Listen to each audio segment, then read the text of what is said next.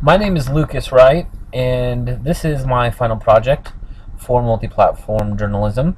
And the three websites that I've been following throughout the semester are BBC News, Coca-Cola for my business, and Zorpia for my social networking. Alright, let's go ahead then and begin by looking at the BBC News website first. Here you can see the home page with a nice header at the top breaking down the different regions and also the different topics of news. There are some ads on the side here, a little bit, but as you can see, once again, you can pick the region, you can pick the topic, and let's take a look at one of the stories here. One thing that's recently changed is just a few weeks ago, keeps changing, and it looks like this comment section is no longer here. That's something we talked about in our discussion. I believe it was like week 9 or 10. That has it's gone now. And there's also been some changes done to the mobile app and the tablet app as well, which I'll show in a little bit, which differ from some previous videos that I posted. So here you can see kind of just a basic story and the layout with the ads on the top and the side you can search. Let's go back to the home page real quick. Here you can see there are a number of videos that are for the top stories, and most of the top stories do have a correlating video with them. It's one thing we talked about in our discussions, how as the media converges, you're seeing more and more videos for newspapers online, just to give the readers / viewers more options to consume the news. So let's move on then to some social media while we're on the computer. BBC has a few different Facebook pages. Here, this is for just the basic BBC News, and the majority of the top stories are posted here. Of course, you can have people like and share them. There are some photos here as well that are uploaded that relate to the stories. And there's also a BBC World News, a little bit different take. It's more world headlines as opposed to just headlines from England. Moving on to Twitter now. There are, I think, three or four different BBC Twitter pages here. Whoops. Here you can see there's the BBC World News, and it's basically retweeting the existing links here to the story, for instance. Let's go here, and this is just a straight link to this story. Close that. So it's very user-friendly, very crosses over very well between the two. Here's BBC Breaking News, and finally BBC UK. So you can see you can kind of tailor your Twitter feed depending on what kind of news you want.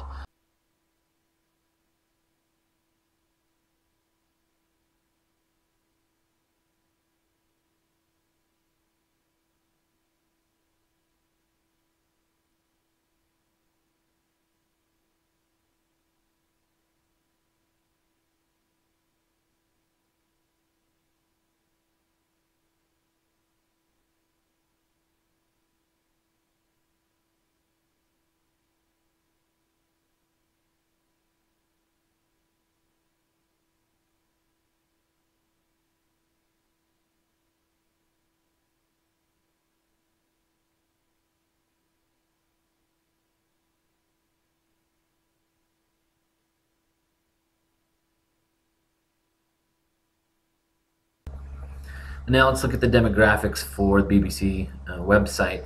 Found some great charts here online to kind of give you a visual. As you can see, their target audience is males predominantly, very strongly predominantly, ages 25 to 34. Move along. You can see this is the related audience groups, kind of where they break down some of the, you can kind of see where they would have the coverage of news in these sections. So this is the kind of niches that they segment their audience. And here is a tag cloud of the most, I guess, buzzworthy nomenclature on the website. You can see culture leading there, politics, career and art surprisingly large. And finally, you can see where BBC put some advertisement dollars in YouTube. So there, you can see who they're trying to get to read. Looks like predominantly younger audiences, or males, and you can see the music, video games, predominantly male. So there you have it. Take a look at some infographics that we had from week 1's readings of the Pew Institute's. I guess it's just the review of the media. Here you can see there is quite a bit of overlap for people that use these devices. 27% get the news from mobile devices, such as smartphones and a tablet. 51% of smartphone users get their news from mobile. It's not shown here, but it's a stat that was in an article. 23% use multiple devices, and as you can see, 34% use desktop, laptops, and all three basically to get their news sources from. Another interesting infographic here is that online continues to dominate the growth for all news media. In week 4, Jack Lochner talked about millennials, which is the 18 to 29-year-olds. Their use of social media to find news is very important. So that's why with the different Twitter feeds and the different Facebooks, the users can kind of tailor their wall feed or their news feed on Twitter. We also talked about how, especially for tablet usage, after 10 p.m. is kind of the highest peak time when tablets are being used, and tablets are also being used a lot more for longer readings. So that would be perfect for here. If you go to the BBC magazine, these are more sort of feature stories that are kind of more at length. That would be perfect for reading on a tablet. On the topic now of the 2-year plan, I think that you're seeing a lot of large web companies start to merge with news entities. For instance, ABC and Yahoo have merged, and I think it might behoove maybe like Google and BBC to connect. There's a lot of, with the budget crunches in the UK, like we're facing here in the United States as well, there's not a lot of funding to do some of the in-depth reporting, so I think that might benefit both parties. You have a award-winning, wonderful, storied news company getting the funding from Google, who's known for having truly freeing up information. That kind of seems to be the trend, where these big tech companies are gobbling up more and more web resources. So maybe you would see a merger with BBC News and another large corporation. Okay, let's look at the BBC now on the iPad. As you can see here, and I mentioned before, they have recently done some changes, and this split screen is something that was never here before. The layout was completely different, so this is completely new. You have top stories at the side, and as you can see, you can scroll through the different features. You can break it down by geography, and if you get to the very bottom, you see you can send photos and stories, which is, we mentioned, the citizen journalism. That's very key. Very nice. At the top you have a radio stream for the BBC Radio. And another thing is, as I said before, most of the top stories do have correlating videos with them. For long reads, you notice here, you turn it sideways. I mentioned the evening readership, and the feature stories are becoming more prevalent for tablet users, so that's one reason for that. You can also share these stories, but the comment section is completely gone. I've noticed that on the website as well. I'm not sure why. As far as I can tell, they didn't announce it. But one added thing is you can start to see the advertising at the bottom now. They never really had that before. And here's your sharing options: email, Twitter, Facebook. You can copy the link. So another key feature you have is that it's entirely personalized. You can personalize everything. You can add and subtract sections that you specifically want to see, so that way you can tailor make your tablet usage, your newsfeed on your tablet. Okay, and finally here for BBC we have the mobile app. You can see, just like the tablet, it's very similar to the different topics and the headline stories. Let's go ahead and click on one here. You can see there's the story just like it was on the tablet, and also you can share here to all of these different social media outlets. No ads, as you can see, just a copyright down at the bottom. You can refresh and you can swipe through the different topic that you're in. And if we go back to the main page, you can pick the different sections and the topics that you'd like to look at. Very user-friendly, very handy. And once again, there's also a link here to listen to BBC Radio Live. So that will do it for the BBC. Let's move on now to Coke. Okay, now for the second part, I chose to follow Coca-Cola's website for my business.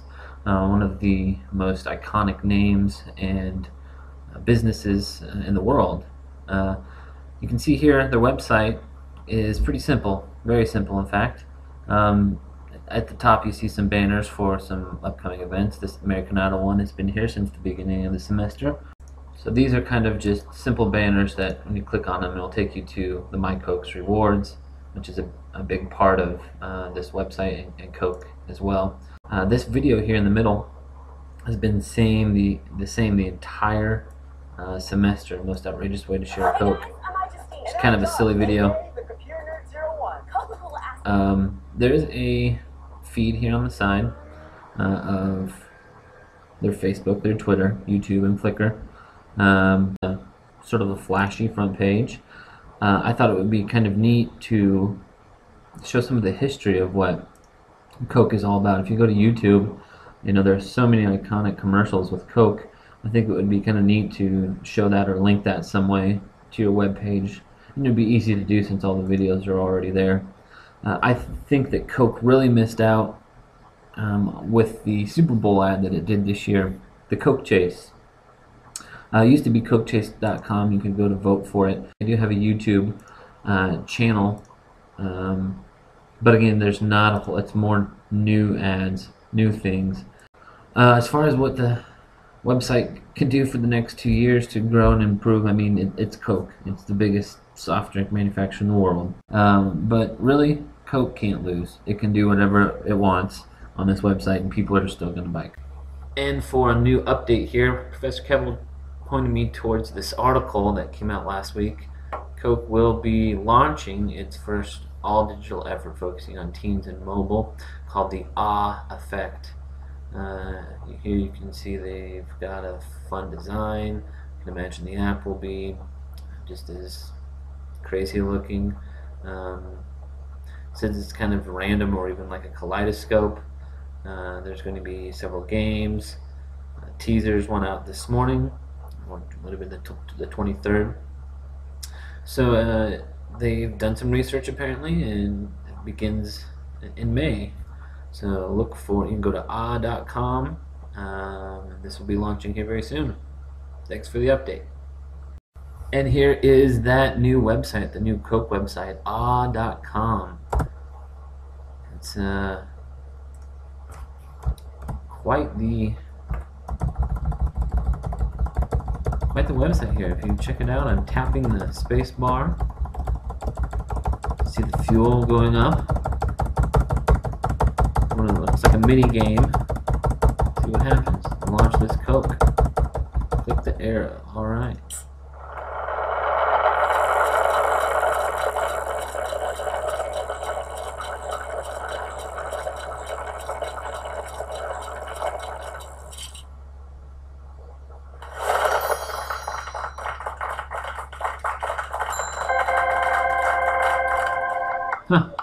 there you can see, play the game, and it gives you your height and distance. You can play again and share Facebook and Twitter. Wow, I might be kind of addicted here. I might have to try it again. So there you go. Well, that's what they've got so far.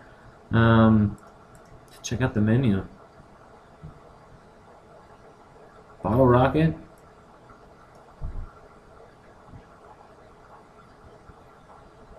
Looks kind of extensive here. And this is for a website. You can tell us your idea for a website. You just keep clicking through, and it looks like there's all different kinds of fun games, and it's all interactive. So it seems to be quite the website. Very, very interactive. So there's tons of cool little games here. Let's see.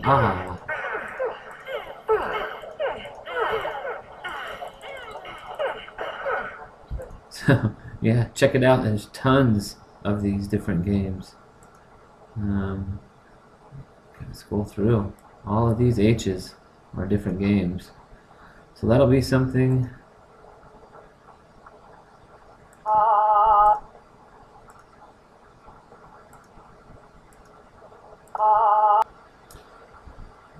So here you can see, then they ask you to follow on Facebook and Twitter. More and more games. Kind of interested to see what else they've got here lined up. So it'd be something fun to go check out and play with.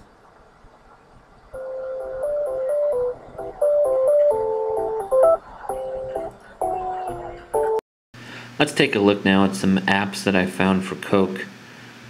Here, of course, we all know that Coke helped to invent the Santa Claus image. Here's a holiday app.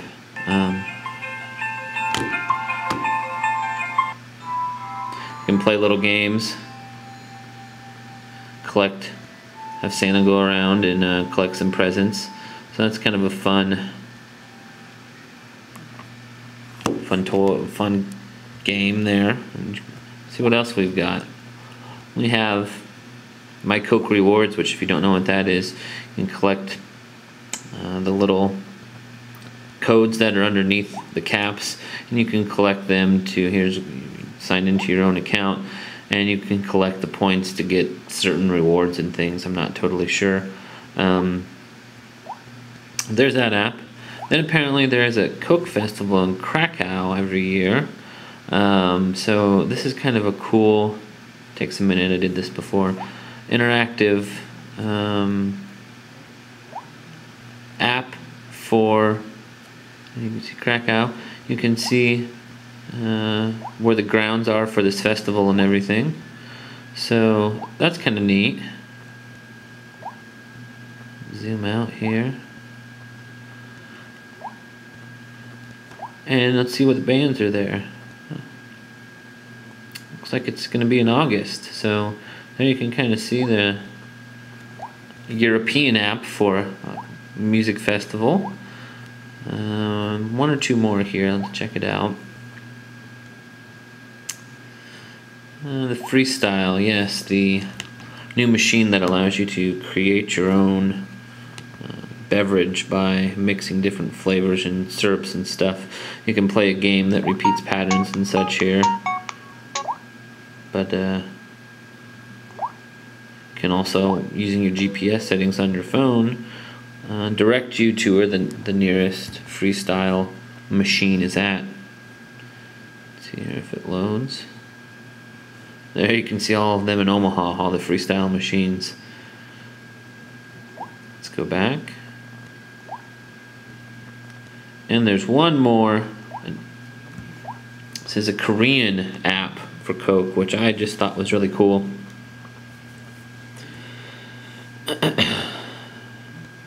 There's this really cool video that I'm going to play for you guys here. See if I can make it full screen so it looks better.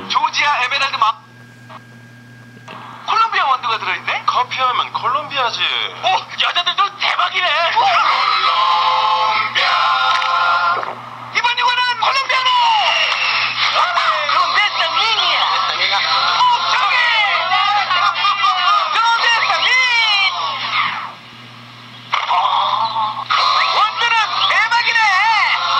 There you go.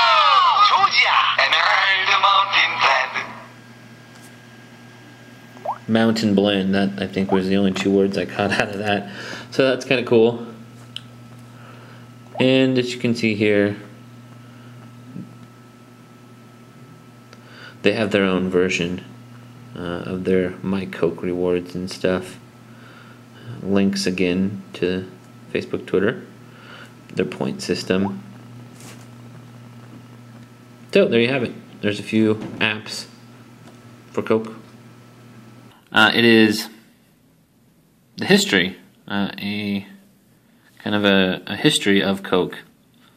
There's a timeline, as you can see. You can scroll along, find out important things that happen on certain years. So that I especially found cool, being the history buff, like I said, that I am. And finally, this one I think is really cool, Coke FM, and it's once again only in foreign markets I could find it. But it's basically just a radio station for your iPad playing music. And American music, strangely enough. So, kind of a cool thing about this is it'll keep playing in the background while you do other things. Okay, and finally here for Coke, we're going to touch on their social media. You can see here there's their Facebook page. And as you can see here, it's very light, very fun. For Earth Day, they have something here. I think I saw one for Tax Day. Just kind of some silly pictures, and this, don't know if it's true fact, it says Coca-Cola is the second most common word in any language. And finally here, we have Coke's Twitter. Just like the Facebook, it's not going to contain anything too overwhelming. It's just fun things. Here again, Earth Day. I think for when they had April 15th, they had smiling is tax-free, which is of course Tax Day. Just some fun things to kind of enlighten life, to make people smile. So that will do it for Coke. Okay, last and unfortunately very least, we come to Zorpia.com. I had some high hopes for this website, kind of judging by the searches that I'd done online for it, and just by the front page here, it kind of looks like a cool, fresh place to network with individuals, maybe. But unfortunately, it seems to be nothing but a dating website. Went ahead and I signed up for an account. I activated everything, and once you get inside, you can see here you're kind of just faced with a bunch of different pictures of individuals, all looking to meet and or hook up or date or whatever. I find that very disappointing. It didn't come across that way at all on any of the research that I'd done. And from the initial front page, here you can see there are some prompts for some social networking sites, Facebook, Twitter, and Pinterest. No wall to post things. You simply have a bio page, essentially, that you can post a few pictures about them. You can add them as a friend, and then you can message them, and that's about it. See people who visit your profile, ones that you're interested in. Basically just a very, very simple dating website, and I was pretty disappointed.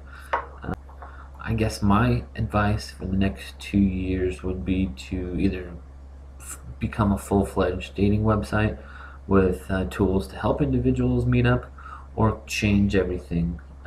My personal advice would be to do the latter. Change everything. Or find some niche where you can fit in and properly do that. Like I said before, really not the social networking site that I'm used to with Facebook, where you can share more things. As you can see right away, it's more straightforward about being a dating site. Asks me my gender and what I prefer.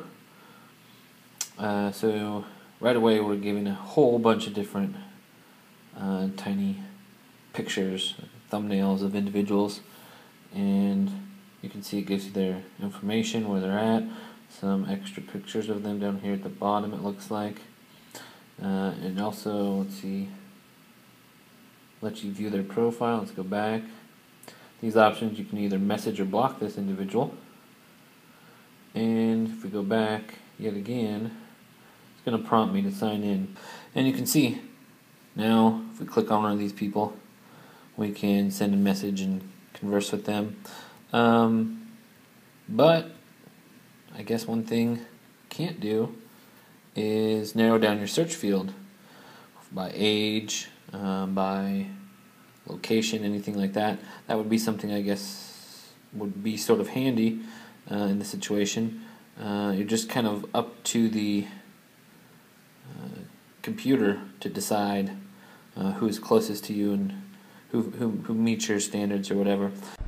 Okay, in conclusion then here, I think you can see through comparing and contrasting all of these websites and their various apps and mobile devices that the user friendliness ranks pretty high amongst all three of them.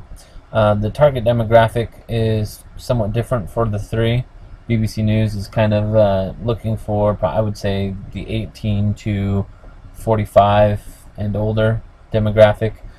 People looking to stay informed and up to date on current news. Coca-Cola basically exists for fun, for their